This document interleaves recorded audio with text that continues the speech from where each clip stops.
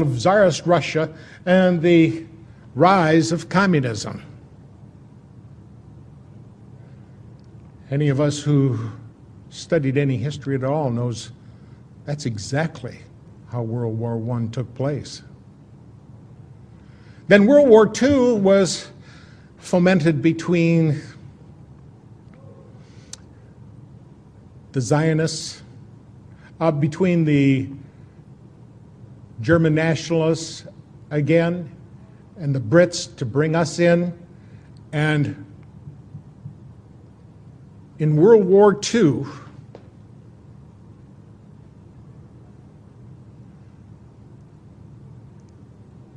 Israel was to be born. And the Zionists were given power. So since the first two wars came off just exactly as that letter said, and that letter used to hang right in the British Museum library until 1977 when Baron Rothschild became a director.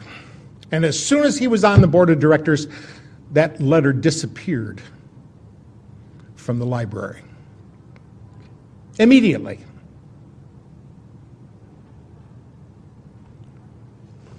But since that letter so clearly delineated the first two world wars, I think we have to look at it seriously and take it to heart when it says in there so clearly that the Third World War will be fomented between the Zionists and Islam.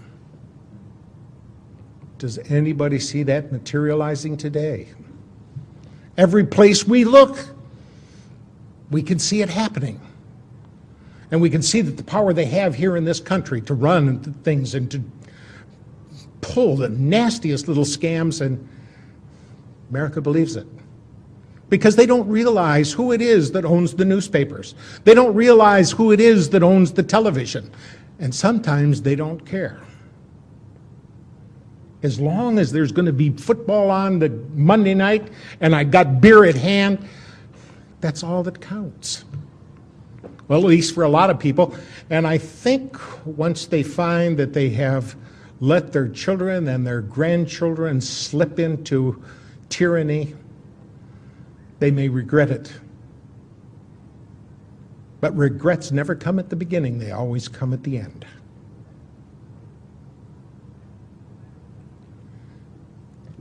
We can see World War III shaping up just exactly like they planned for us, and not enough of us are doing what's necessary to stop it. Look at all the empty seats we have here. America should be flooded to this cause. They should be interested in what is transpiring. They should be interested in who's doing what and to whom. It was right after World War I that J.P. Morgan was given the job of gaining control of the newspapers. They knew they must be able to control human thought with input. And if you can realize that the human mind is a whole lot like a computer, the old garbage in, garbage out effect takes place. If you can control what people hear and see, then you can pretty much control what they think.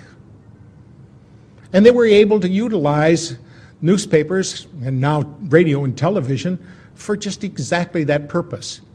Now, there were 78 newspapers, major ones, that they really needed to get control of, but J.P. Morgan thought if they got 25 of them, that would be enough to control things, but it wasn't. They realized soon afterwards that they had to get all of those newspapers under their control, and we got the likes of guys like David Rockefeller, who announced that he wanted to thank the people of the Washington Post and the New York Times for respecting their pledges of discretion at the CFR and Bilderberger meetings. And he said if it wasn't for their discretion, it would not have been possible to prepare the world for a new world order. Oh, we heard George Bush say that a lot, didn't we? George Bush Sr. He was always talking about New World Order. When he went into Iraq, he said, this is much more than about one small country. This is about a big idea, about a new world order. There's a lot of people don't even know that on the back of their dollar bill where they see that all-seeing eye of the pyramid, what that means. They don't realize that's occult symbolism that was put in by these Satanists during the Roosevelt administration by his vice president, a guy by the name of Wallace. They don't speak Latin, so they don't realize that Inuit Coepitus up at the top says announcing our enterprise. They don't realize down at the bottom of the pyramid where it says Novus Ordo Seclorum, what they're talking about is Novus is new, Ordo is order, Seclorum is world, the entire world minus God. So we're talking about a new world order without God.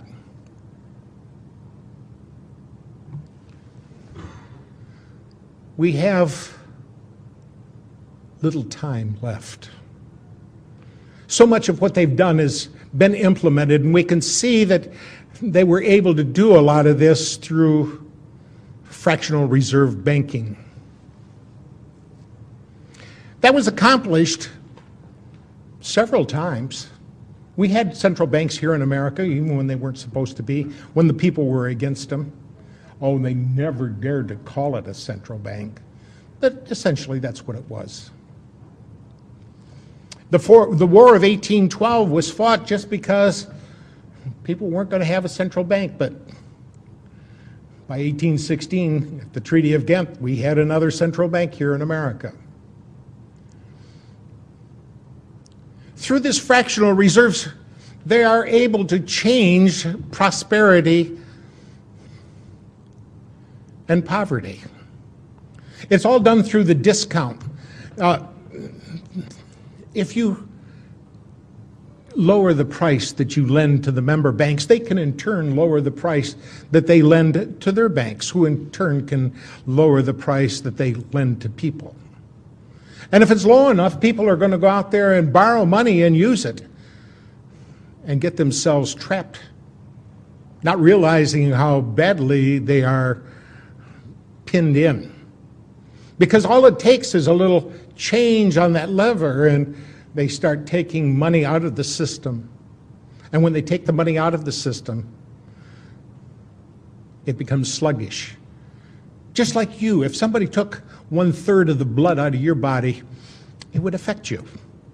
Well, that's what happened here. They told us that the Great Depression was brought on by people who were investing in the stock market on a shoestring. And because they had only 10% down, they had great marginal swings caused by the leverage of that debt. But the real truth of the matter is, the thing that really brought it down was they removed 1/3 of the money from circulation. So with that lever, they can move things up and down, and as goes up, people run out, oh, prosperity is here, let me jump in on the bandwagon and get my fair share, and about the time they do, about the time they think they're leveraged up and ready to roll, so they're going to make some money with their new business, all they got to do is lever it back down. And then they go in and collect through forfeiture. Do you know how many homes are being scooped up by the banks right now? I think it's so close to the end time game here, that some of these smaller bankers are going to find out that they're getting pinched in this thing too. See, it's only the fattest of the fat cats that they really intend to have survive and prosper. They're trying to wipe out the whole middle class. I don't feel like I'm middle class anymore. I feel like I have been reduced to the impoverished. Life is not the same as it used to be. We just do not have the same kind of prosperity that we once had. And if they can have their way, and I see no reason why people in authority with as much power and leverage as they've got, it's going to be difficult to stop them from having their way. We're all going to be reduced to abject penury. Life where you won't have you won't have two nickels to rub together. You may have a whole pocket full of $1-million bills to rub together, but they won't buy anything. Now, after World War I, they had this big conference in which they brought together all the people involved in the war to have a settlement and a signing of the armistice with Germany. On one side of the table was Paul Warburg. On the other side of the table was his brother Max Warburg. In total, there were 117 of these false Jews, as I prefer to call them. And we would not know about this except one of the guys there, a guy by the name of Benjamin Friedman, who was the bagman for Henry Morgenthau Sr. He became a Christian, and he decided he could not live with the secrets that he held, and he started talking about what had transpired, what the real game plan was, who was involved in it, and what their plans were for our future. An unseemly plan for our future. Much of that was done with these, what you call false flag operations. A false flag operation is where you go in and pretend to be somebody else, do something wrong, so that the people that you attack think, hey, it was those people that did it to me, when it really wasn't those people that did it to you. We find that a whole lot of that is done by these false Jews. For example, the Lusitania was sunk to start World War I.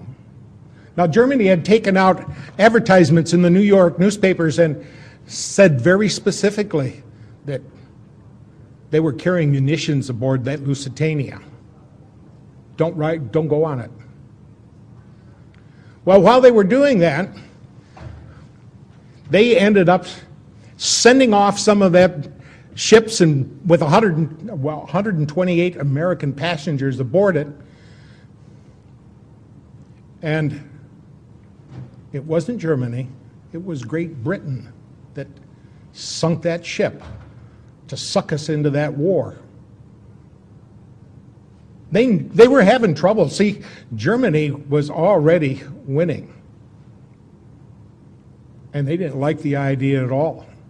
And so these characters went over to the King of England and said to the King of England, now, you don't have to surrender to Germany. If we can bring America in on your side, if we can cause America to start fighting your battles for you, would you support a homeland in Palestine for us? And the King of England was, what do I do? Do I surrender, or do I agree to let somebody else have that home? Oh, yeah, we'll support that. So in November of 1917, the King of England sent a letter called the Balfour Declaration to Lord Rothschild, whom he called the most eminent Jew. I think he should have called him the most eminent false Jew, because the real Jewish people have absolutely nothing to do with this New World Order, this aggrandizement of power and the passion to dominate others. This is all among these Khazar warriors that only pretended to embrace Judaism in 741 AD.